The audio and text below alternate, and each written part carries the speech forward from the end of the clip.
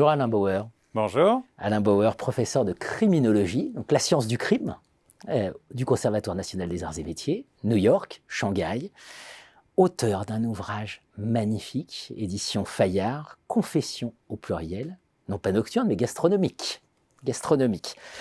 Et l'éditeur a choisi comme bandeau le restaurant d'après. Donc Alain Bauer, vous êtes allé interviewer 59 grands chefs cuisiniers. Chefs et cheffeuses, restaurateurs et cuisiniers, celles ou ceux qui ensemble, parfois en duo, font le restaurant, jeunes et très expérimentés, très anciens et très innovants, très disruptifs et très classiques. J'ai voulu donner un panorama du paysage gastronomique français, d'abord parce que on mange plusieurs fois par jour et qu'autant bien le faire, et ensuite parce qu'il y a une marque France dans la gastronomie qui n'est pas simplement le fait de bouffer, mais de savoir manger.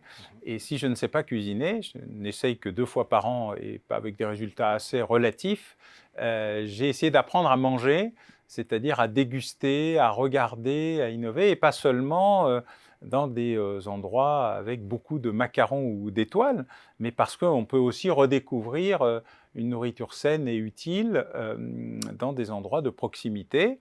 Et donc, il y a cette très grande diversité qui permet justement de donner une galerie de photographies, un paysage vivant de ce qu'est la gastronomie française, d'où viennent les chefs, leur parcours. C'est important qu'ils se resituent, et on va découvrir beaucoup de curiosité dans leur parcours, ce qu'ils ont voulu faire, et surtout leurs interrogations, leurs espoirs et leurs doutes sur la sortie de la pandémie.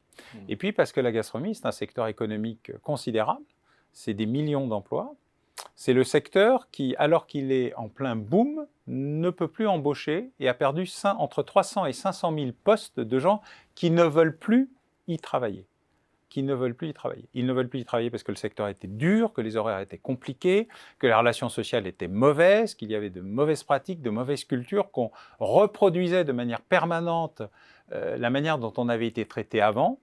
Et on voit bien d'ailleurs que la plupart de ces chefs s'interrogent sur la modification du management et du RH dans la gastronomie, et de l'offre aux clients, et de la manière dont il faut faire la vente à domicile, ou la vente à emporter, et le fait que rien ne sera vraiment plus comme avant, même s'ils rêveraient tous que ça soit comme avant, et même s'ils savent tous qu'il va falloir évoluer, plus ou moins.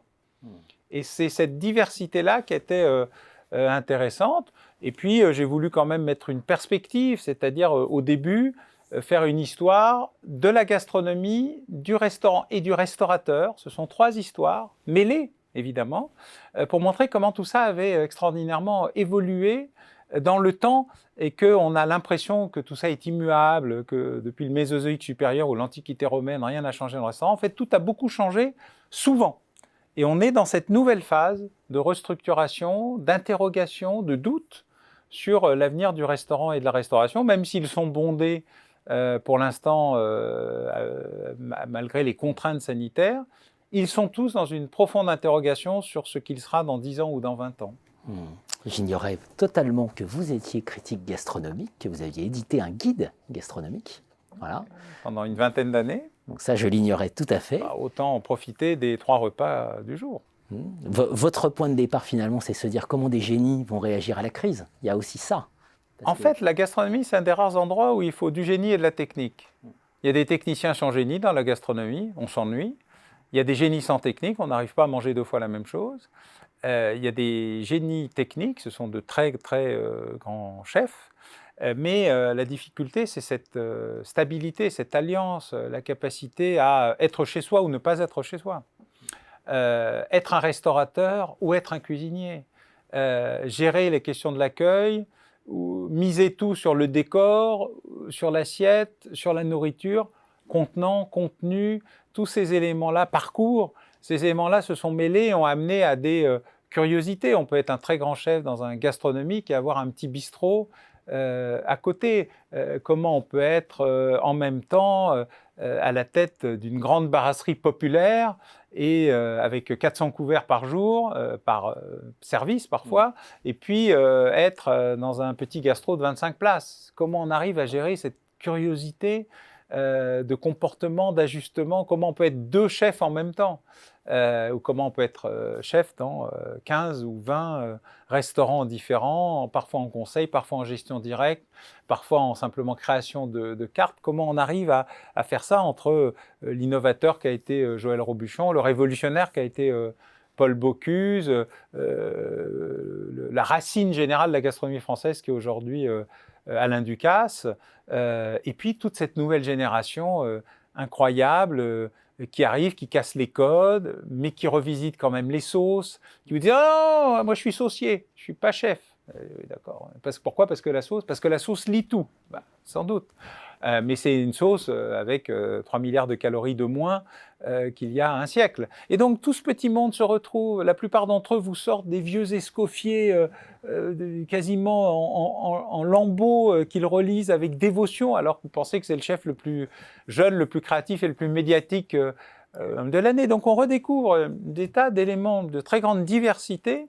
Et c'était intéressant de voir comment une profession qui n'est pas en crise, puisqu'elle est extrêmement populaire, médiatiquement, les clients sont là, etc., arrive à se gérer dans la crise, dans sa crise, qui est qu'est-ce qu'on est, où on va, qu'est-ce qu'on fait, comment on retrouve du personnel, comment on garde la confiance des clients, comment on dit ce qu'on fait, du réchauffage, de la mise en place, de la vraie cuisine.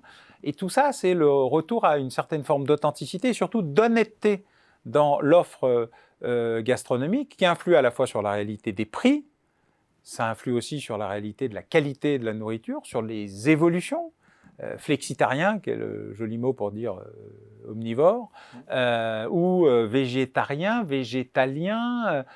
J'aurais à tous posé la question, bon, le steak de soja, c'est pour quand ? Et les réactions sont assez intéressantes. La plupart, c'est une sorte de non, quand même. Et puis, il y en a qui disent, ouais, quand même, parce que peut-être qu'un jour, pourquoi pas ? Et ils se posent cette question. Alors, la question, c'est le steak de soja à la place de la viande ou le steak de soja en plus de la viande ? Et là, on entre immédiatement dans un autre type de débat sur le bien-être animal, la manière dont on peut gérer notre statut de carnivore sans faire souffrir les animaux, et on entre dans d'autres préoccupations. Et on se rend compte à quel point la gastronomie est un lieu absolument central de la vie. Bien sûr. Plutôt que d'aller espérer trouver des recettes pour l'entreprise d'après, puisque toutes les entreprises ont été confrontées à la crise, là, il y a autant de sources et d'histoires, d'inspiration. Voilà, oui, parce qu'ils ont tous des idées, ils se posent des questions, ils ont été forcés à se poser des questions, ils ont eu du temps, ils se sont arrêtés, le temps s'est arrêté, vraiment. Quelques-uns ont fait, ils ont fait 10% de leur activité pour maintenir des équipes en fonctionnement, pour leur faire quelque chose. Ils n'ont pas gagné un centime avec la vente à emporter. Mais ils ont eu du temps, ils se sont posés, ils ont retrouvé pour certains leur famille, leur vie, ce qui explique d'ailleurs pourquoi il y a autant de gens qui ne reviennent pas dans la gastronomie. Ils ont retrouvé du temps, un truc formidable. Et ils se sont posés des questions. Et en fait, je les ai aidés à accoucher de leurs questions, des questions qu'ils se posaient. C'est-à-dire qu'on est passé d'une espèce de tsunami mental, qu'est-ce que je vais devenir, est-ce que je vais pouvoir ouvrir, comment je vais payer mes dettes, ils sont très endettés, à qu'est-ce que je vais bien faire après dans le métier, la passion qui est la mienne. Et je crois que c'est ça qu'ils ont, pour l'essentiel, exprimé, parce que c'est beaucoup plus leur livre que mon livre. Et d'ailleurs, j'ai vraiment voulu le signer, Alain Boer, parce que j'ai eu cette idée-là, et 59 chefs. Et 59 chefs, et leur muse, et leur muse et alter ego. Et leur muse et alter ego en général. Et d'ailleurs, j'ai une révélation à vous faire. En fait, ils ne sont pas 59, ils sont 60. Car un des derniers chefs a envoyé son texte tellement tard que plus personne n'a eu le temps de changer. Mais ça reste entre nous. Merci Alain Bauer.